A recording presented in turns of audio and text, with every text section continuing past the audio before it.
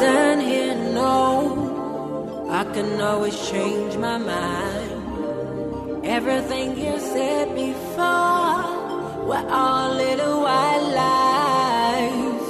Why did you do this? Thought we had something promising, but the love is ending, and now I'm leaving.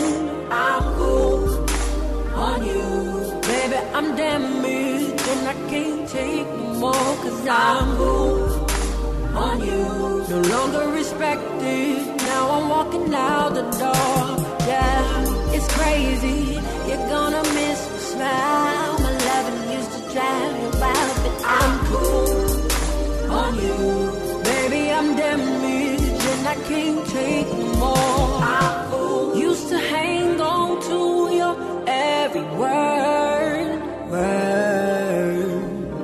You said I was your queen, and now you're acting like a jerk.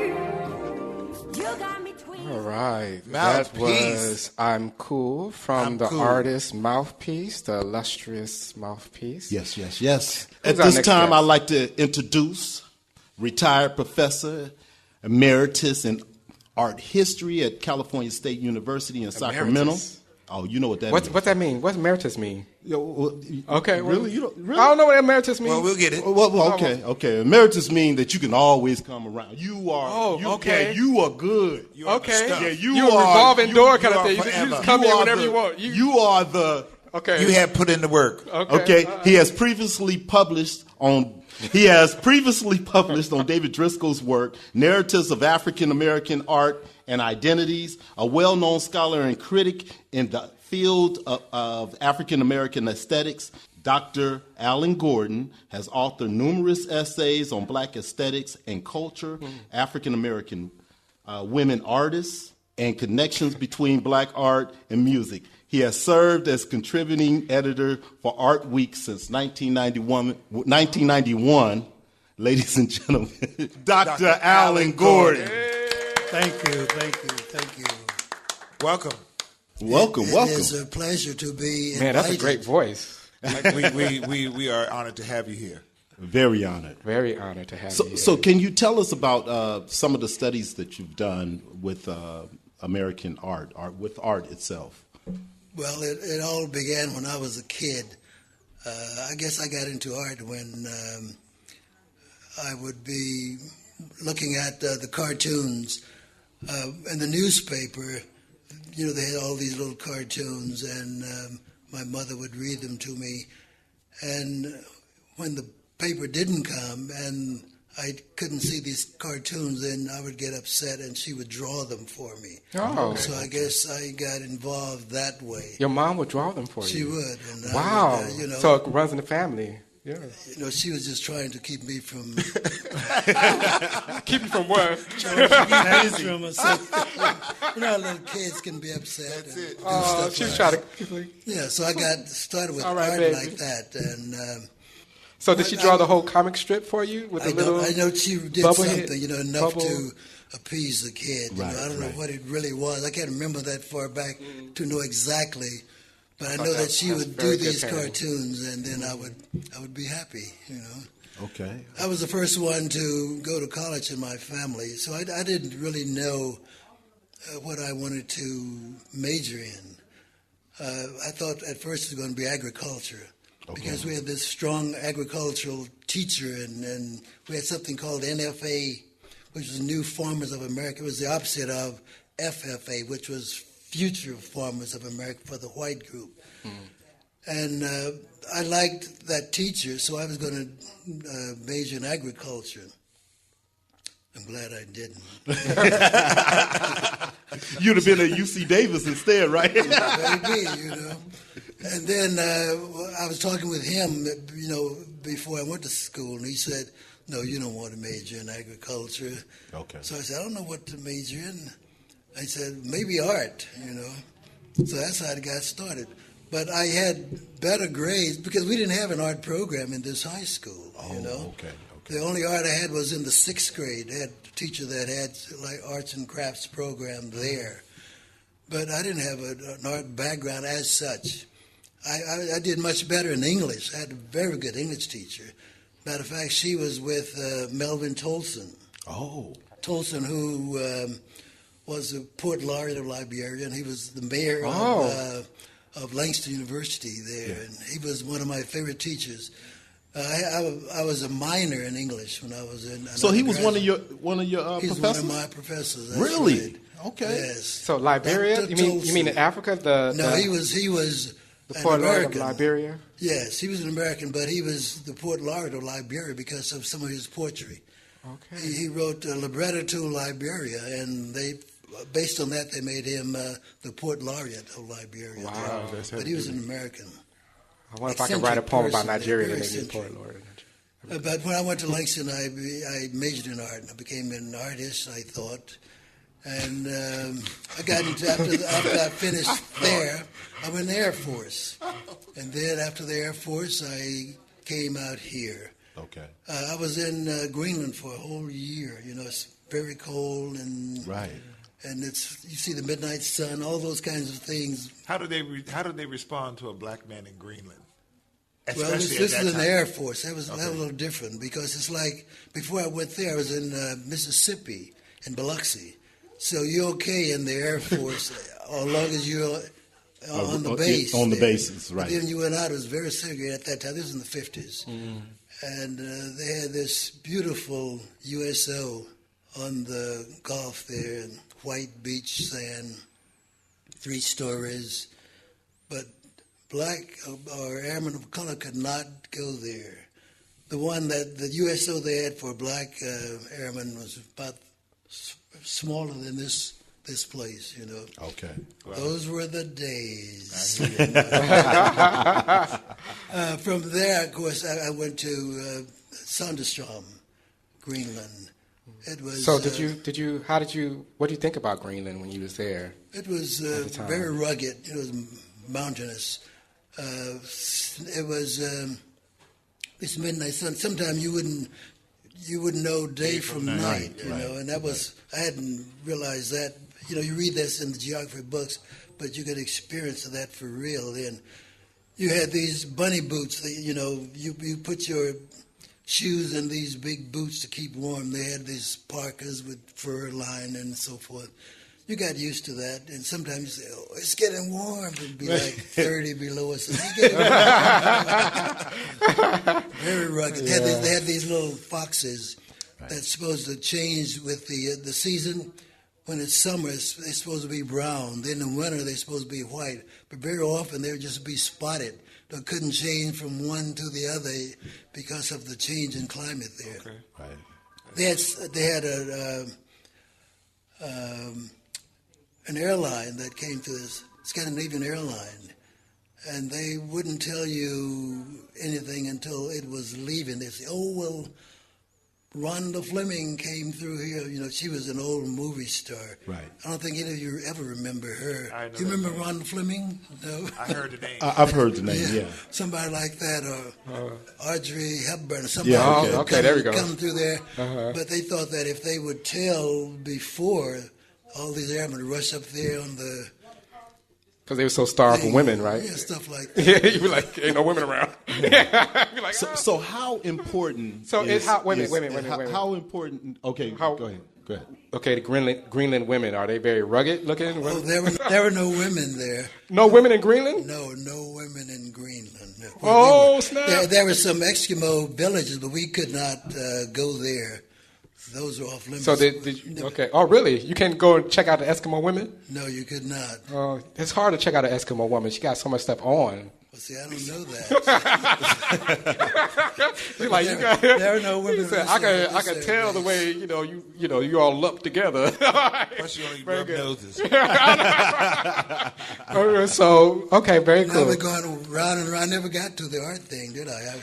You know, I was there for a year, and after a year, you can go wherever you want to. Say, where do you want to go? I said, California, because I had relatives that had come out here during the war years, and I thought it was the golden place. I want to go to California. They sent me to Sacramento. Oh, okay. McClellan, okay. So how long? What year was this when you came? This was 57. Oh, wow. Yes. You've seen a lot of change here in Sacramento. I have seen a lot of change.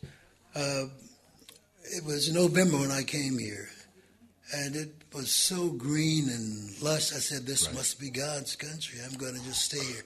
So I started taking classes at Sac State. That's where I met my wife. I was waiting for a class to start, and I heard these click, click, click coming behind me. And I turned around. There's my wife-to-be.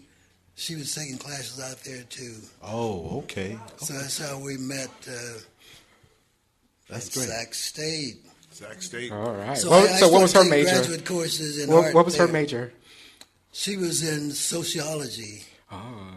And she later worked for Department of Aging here in Sacramento. Okay. So what do you think about the art community here in Sacramento? The overall art community is very vital. You have the connection with Davis and Sac State art departments. Right. It's very vital. You have, seem like 1 million galleries here in Sacramento. There are galleries all around with doing all kinds of art, distributing and selling. Hopefully they're selling, because that's always a part of it. Right. But even if they're not, then it allows the artists to get exposure to what's going on. So I think it's a very vital art community. And it has really changed in the black community from when I was here, when I remember years and years ago, that it was not like that. I left here, well, I came in the 50s, and I left in 62 to go to Prairie View. I was teaching art there at Prairie View College in Texas. And from there I went to Ohio to work on my doctorate. Then when I finished that in 69, I came back out here and was hired at Sac State. Okay. So I was there from 69 to 1991. Oh, great. And Wow. That's a long. yeah, that was a long time. That's a lot. That's a long tour. So you brought up a point. What emeritus? Can you explain to Lawrence? Yeah. That's Please just a do. designation for a teacher who has retired, and they allow this person certain privileges like library privileges and parking and stuff like that. So it just means that So you can just go there and kick it. Sometimes you just go there and. Do they give you your own office or? No. Okay. They don't do that. Okay. You have your own little spot. Like, okay, I'm gonna chill right here. All right, very good. But it just means that you're retired. You were. But you have access to. You have access to Sac State's He's retired resources with and stuff. benefits. Right. Wow, I like yes, that. Retire with benefits. I like that. Retire with benefits. I like that. Yeah. Whatever those might be. Yeah. Well, I want to ask you a Like, question. hey, baby, I'm retired with benefits. I got a question. How important do you think art is to the black community? I think that it should be more important to the black community than it is. I think most people in the black community have a preconceived notion of what art could be, and that's really changing now. In years back, they used to consider black art was something that had black faces on it. Right. And since there was not enough of that in museums and galleries, public galleries and so forth, we needed that, I wanted that. But it seems that music has always been the favorite vehicle for expressing things about black existence for, I guess, many reasons that I guess we could get into. But I'm seeing that there's more excitement with the visual arts in the black community than had been in the past. For instance, the artist Kehinde Wiley is really hot right now. Matter of fact, in this TV program called Empire, they had some of his work there. Yes. Just as Cosby had, work of black artists on his show. Right. Empire has great art. If you just look at the show, They all over do the wall, have very it's good, really good art. Very good art. Oh, so you watched Empire? Huh? I do watch it. So what do you think about the show? I think it's very good. Oh, really? Okay, because a lot of people are like, Up at Arms about Empire. So, okay. Because I haven't seen it yet. It's very popular, and I think it's good. It's dramatic, It's entertainment. It is. It is entertaining. Well, we talked about here Black Jesus, right? And we talked about some of the new black entertainment that's coming out. We had, what was called the Black-ishes or Blackish. Blackish. Yeah. Well, We you know talked what? about that. Okay, we did talk about Blackish, and then I made a comment because I wasn't for sure, and we only had seen one episode. It was only one episode, and I have seen a couple of episodes since then. Pretty good. Well, I like Tracy. She's very cool. She's a good actress, and I really like her a lot. But I just haven't seen the show. But yeah, so you like Empire? So I think one of the reasons that Empire is popular is because it's not a comedy. Right. It's not a sitcom kind of thing. Exactly. Okay, it's And serious. that It got a makes- serious yes, undertone. That makes it a little different for these actors and actresses. Or, do you still call people actresses? Or just Yeah, actresses. They're Yeah. actors. Just actors, just not actors. no more Male or female. actresses. Oh, you can Just say act. actress, right? Well, you could, but Just the an proper term is actor. we're going to bring in the actors, whether they're male or female. Oh, really? I didn't know that. Yes, we've knocked. So off that's that handle. the PC version of that, political correct version. Is like, Well, it's like NAACP. yeah. I don't care what they say. It's NAACP. It's- NAACP. Okay, Yeah. that feels good in the mouth. All right, NAACP, not NAACP. So, Dr. Gordon, what advice would you give to artists and people that collect art, or those that don't, that should know about art? How do they get in? What's the best way to get started with collecting art? Oh, That sounds good. That sounds to good. open your wallet or your purse. oh, your pocketbook. He like open your pocketbook, Aunt May. That's the best way to get Support the started. artist. That's right. So why is it that? Well, could you please explain why it is important for the black community to support? Well, one of the things that's Visual artists. difficult to support the visual artists because the prices are so high. Because you can go and get a Nina Simone thing for $11 or something like that. you Yeah, know. Walmart somewhere. And that's affordable more so than say this costs $15,000. That might be a little hard for us. A little stretch. Well, Yeah, so that's one of the things I think because the price differential that's between say certain music kinds of vehicles and then the visual arts, paintings and drawings. But and it holds so its forth. value, though. Often it does, and sometimes it does not. So you're a visual artist. I'm a visual artist. Okay, yes. because I was unclear on what Yes. form of art. You thought I was a musician? Yeah, I thought. No. Well, what do you think causes art's value to fall off? If say for instance you have this artist that's hot for a minute and then suddenly they fall off. What do you think causes that? I think there are many things that would cause this to happen. The kind of subject matter that might become less important, or it might become just boring, or I think mostly it has to do with the changing times, that things just change, ideas change, people change, what was important becomes less important. So those kinds of external factors would diminish the value of a work of art.